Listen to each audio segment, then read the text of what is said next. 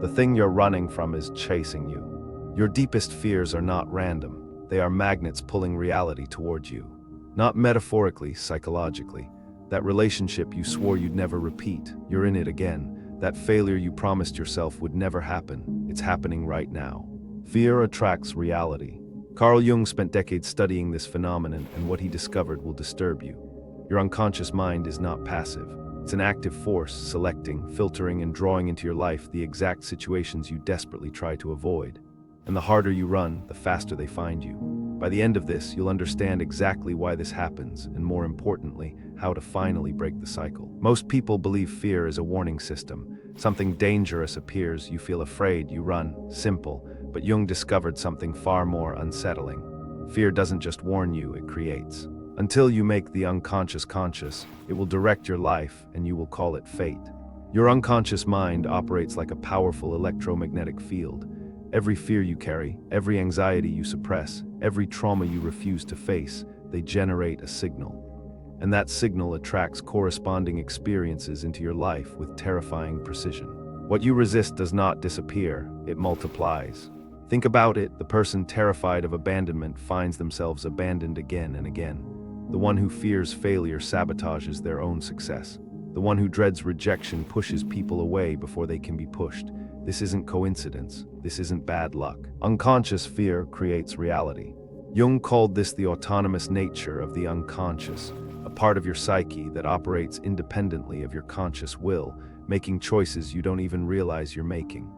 And it has been doing this your entire life. At the center of this magnetic pull lies what Jung called the shadow, the dark half of your personality that you refuse to acknowledge. Everyone carries a shadow, and the less it is embodied in the individual's conscious life, the blacker and denser it is. Your shadow contains everything you've been taught to reject about yourself. Your anger, your jealousy, your selfishness, your deepest fears. And here's what makes it dangerous. The shadow doesn't disappear when you look away. It grows stronger in the darkness. Every time you deny a part of yourself, you give it more power. It becomes autonomous. It starts making decisions for you from behind the curtain of consciousness. Deny, suppress, amplify.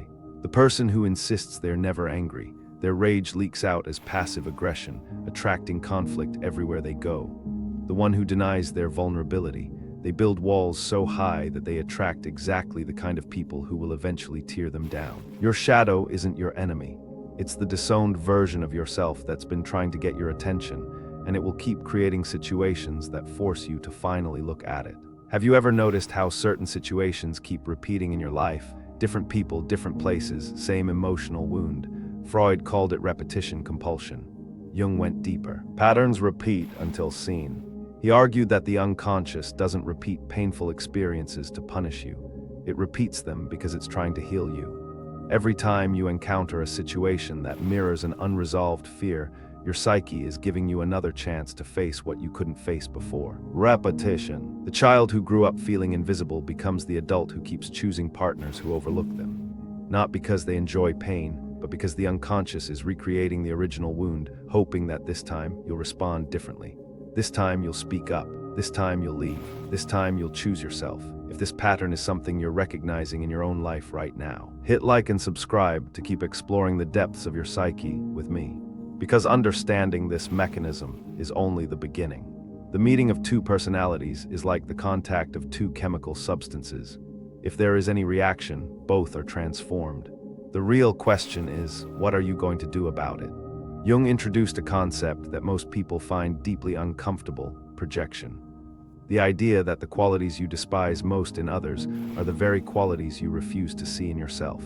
Projection. When you feel an intense emotional reaction to someone, hatred, disgust, irrational anger, that intensity is a signal. It means they're triggering something buried in your shadow. The controlling boss who infuriates you. Perhaps you fear your own need for control. The narcissistic friend who disgusts you. Perhaps you've buried your own desire for recognition so deep that seeing it in someone else feels threatening. Their flaw, your mirror. This is why you keep attracting the same kinds of people. Your unconscious isn't randomly placing difficult individuals in your path. You are magnetically drawn to the people who reflect what you refuse to see. It's selecting them because they carry the exact qualities you need to confront within yourself. As long as you keep pointing fingers outward, the unconscious will keep sending messengers. different faces, same lesson. Everything that irritates us about others can lead us to an understanding of ourselves. The mirror never lies. Jung's most revolutionary discovery might be his theory of complexes. Not the casual way we use the word today, inferiority complex, superiority complex. Jung meant something far more specific and far more powerful. A complex is an emotionally charged cluster of ideas and memories in the unconscious that operates like an independent personality. Complexes are psychic fragments which have split off owing to traumatic influences. Imagine a knot of fear sitting deep in your unconscious, formed by a childhood experience of humiliation, perhaps. That knot doesn't just sit there passively. It actively scans your environment for anything that resembles the original trauma, and when it finds a match, it takes over. Your conscious mind loses control, and the complex drives your behavior. Suddenly, you're reacting with disproportionate emotion. Your heart races, your palms sweat, you say things you don't mean. 1. The complex identifies a trigger. 2. It hijacks your emotional response. 3. You react from the wound, not from wisdom. 4. The pattern reinforces itself. Wound controls behavior. This is why certain situations feel like they have power over you. They do. Not the situation itself, but the complex it activates. And that complex will keep attracting matching situations until it is finally brought into the light of consciousness. Here's the cruelest irony of the human psyche. The harder you try to avoid something, the more powerfully you attract it. Avoidance amplifies fear. Jung understood that resistance feeds the unconscious. When you build elaborate defense mechanisms to protect yourself from a feared outcome, you're actually programming your psyche to stay hypervigilant about that exact outcome. And hypervigilance becomes a magnet. What you resist not only persists, it grows in size and power. Consider the person terrified of being cheated on. They become suspicious, controlling, jealous. They check phones, demand constant reassurance, suffocate their partner with distrust. And what happens? They push their partner away or attract partners who actually do betray them. The fear created the very reality it was trying to prevent. Neurosis is always a substitute for legitimate suffering. The avoidance strategies you develop to protect yourself have become the very chains that bind you. The walls you built to keep danger out have become the prison that keeps you trapped inside. You cannot outrun what lives within you, and your unconscious knows this, even when your conscious mind refuses to accept it. Your unconscious doesn't only speak through the situations it attracts, it speaks through your dreams. Jung considered dreams the most direct communication channel between the conscious and unconscious mind. The dream is a little hidden door in the innermost and most secret recesses of the soul. When you refuse to face a fear during waking life, the unconscious escalates. It sends that fear into your dreams, often amplified, distorted, impossible to ignore. Nightmares are not random. They are urgent messages from the depths of your psyche. The recurring dream of being chased, that's the feared situation you keep running from in real life. The dream of falling, that's the loss of control you refuse to acknowledge. The dream of being naked in public, that's the vulnerability you've armored yourself against for years. Your dreams are showing you exactly what you need to face. Jung developed active imagination, a technique where you consciously engage with dream images, asking them what they want, what they represent. Dreams reveal hidden truth.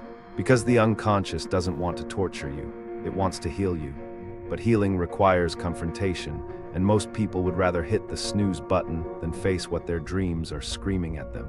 Nowhere is the magnetic pull of fear more visible than in romantic relationships. The most intense conflicts, if overcome, leave behind a sense of security that is not easily disturbed.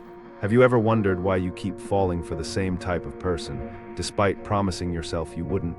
It's not weakness, it's not stupidity.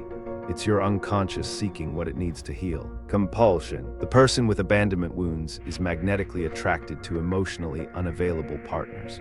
The person who fears engulfment chooses clingy, dependent lovers. The one who fears being controlled finds themselves with domineering personalities over and over and over again. Love-fear collide. This is what Jung called the anima and animus, the unconscious feminine and masculine within each person. These inner figures project onto romantic partners, creating an almost irresistible attraction to the very people who will activate your deepest wounds. You don't choose your partners, your unconscious wounds choose them for you. And until you recognize this mechanism, you will keep walking into the same emotional trap. The faces change, the pain stays the same. So how do you break the cycle? How do you stop attracting what you fear? Jung's answer is deceptively simple but profoundly difficult. You stop running. The only way out of the pattern is through the fear itself. Jung called this process individuation, the lifelong journey of integrating the unconscious with the conscious mind. It begins with one radical act, turning toward what frightens you instead of away from it. Face what you fear, and the fear begins to dissolve. This doesn't mean seeking out dangerous situations. It means sitting with the emotions you've been avoiding, acknowledging the parts of yourself you've been denying, having the conversations you've been postponing, making the decisions you've been deferring. Shadow work, the practice of confronting your dark side, is not comfortable. It requires you to look at your jealousy, your rage, your selfishness, your shame. It asks you to hold these parts with compassion rather than condemnation. One does not become enlightened by imagining figures of light, but by making the darkness conscious. The feared thing loses its magnetic power the moment you stop giving it the energy of resistance. And here is the final paradox, the deepest insight Jung left us with. Accept fear, find freedom. The things you fear most contain the exact qualities you need most for your growth. Your fear of vulnerability, it's hiding your capacity for deep connection. Your fear of failure, it's guarding your ambition and creative power. Your fear of rejection, it's protecting a sensitivity that, if embraced, becomes your greatest strength. Your greatest fear is the doorway to your greatest transformation. Jung saw this again and again in his patients. The businessman terrified of losing control who, through analysis, discovered a spiritual depth he never knew existed. The woman afraid of her own anger who, by embracing it, found the assertiveness that changed her entire career. In all chaos there is a cosmos, in all disorder a secret order. The unconscious isn't your enemy, it never was.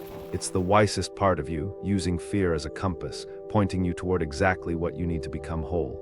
Wholeness. The magnetic pull you felt your entire life wasn't punishment, it was guidance. The only question remaining is whether you'll finally have the courage to follow where it leads.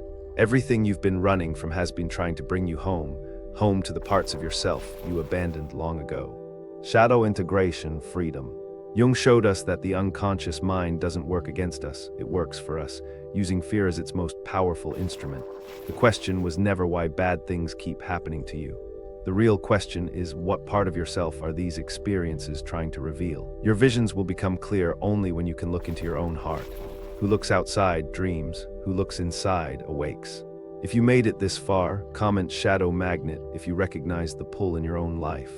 Welcome to the Psyche Project.